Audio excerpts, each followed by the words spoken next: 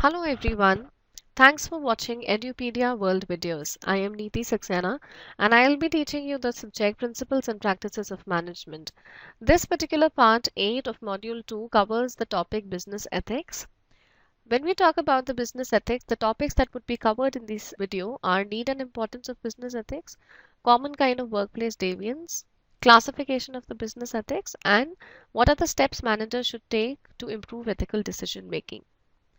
When we talk about ethics, ethics is the set of moral principles or values that defines right and wrong for a person or group. It basically tells what are the do's and don'ts of a society, what are the values, what are the right and wrong a person should be doing in the society.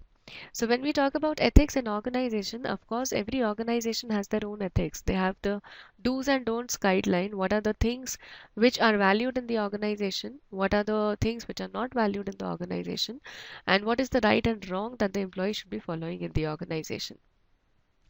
Ethical behavior conforms to a society's accepted principles of right and wrong, wherein we can say that when a person is following the do's and don'ts which are being made by the society or the organization, then that behavior is called as an ethical behavior.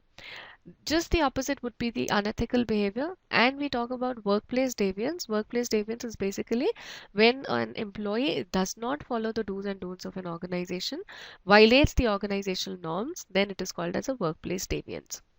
The workplace deviance can be of four kinds: production deviance, property deviance, political deviance, and personal aggression. The production deviance is a deviance wherein the worker is not very much motivated to produce as much that he can. He takes leaves early from the office, he takes excessive breaks, intentionally starts working slowly and starts wasting resources. So that impacts the production of the organization, and that is the reason it is called as a production deviance. Property deviance, wherein you as an employee start misusing the property of the organization, then it is called as the property deviance. Political deviance is related to showing favoritism, blaming co-workers, gossiping about co-workers, so doing a lot of politics, stabbing people from behind. Personal aggression is something which is related to verbal abuse, stealing from co-workers, sexual harassment. So these can be categorized into organizational and interpersonal deviance too, wherein when we talk about the production and property deviance, these are the organizational deviance.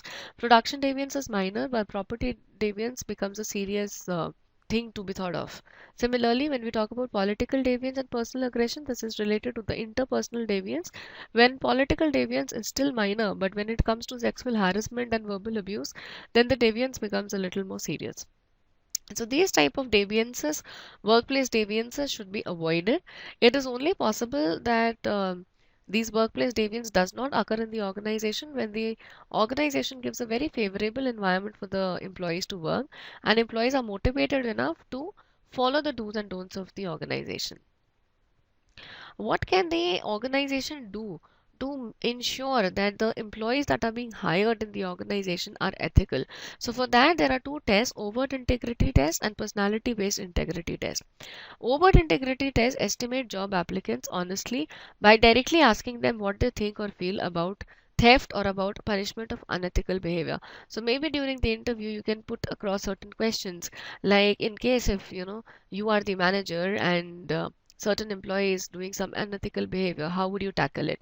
So the answer that the interviewee gives, based on that you can actually test that whether that employee would be ethical or unethical. Personality based integrity tests indirectly estimate job applicants' honesty by measuring psychological traits such as dependability and conciseness.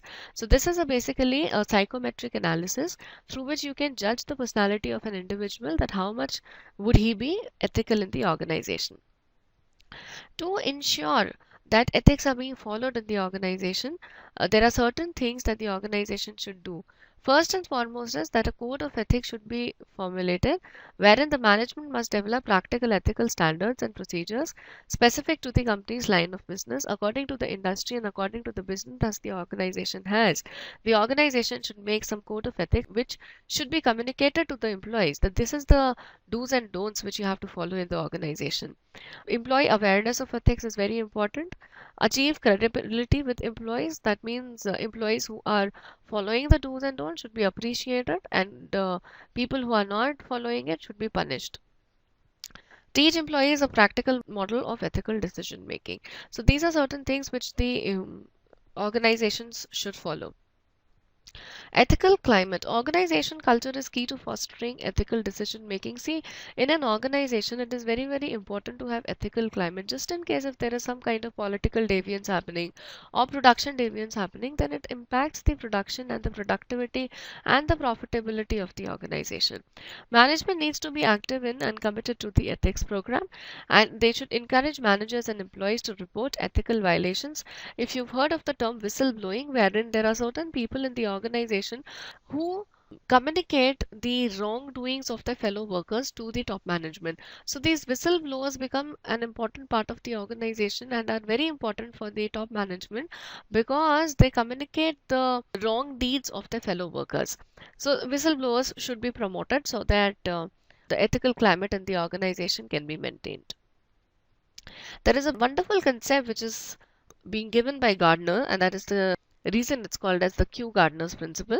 It is related to the decision making criteria for responding to ethical issue, as in when you have to take a decision related to ethical issues, or maybe if there is some kind of contradictory thoughts which are coming in mind, then what are those things which you need to keep in mind while taking an ethical decision?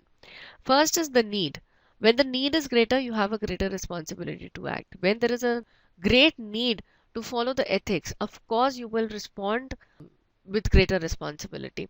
Proximity, how close are you to the problem? In case if you have to fire, let's say 10 employees in the from the organization, and this act is unethical. If this decision is being made by the top management can make this decision easy. Why? Because they are not in direct contact with these employees, wherein the HR manager who has to communicate this information to the employees who have been fired, it becomes really difficult for the HR manager. So if you are very close to the problem, then you need to behave more ethically and more responsibly. Capability, you can be expected to intervene only insofar as you are able to. Just in case if you're able to solve that particular problem, then you would definitely be asked by the organization to intervene and solve that issue. Last resort, when there is no one else who is able to manage the issue or who's able to take that ethical decision, then of course you have to come up and you need to act.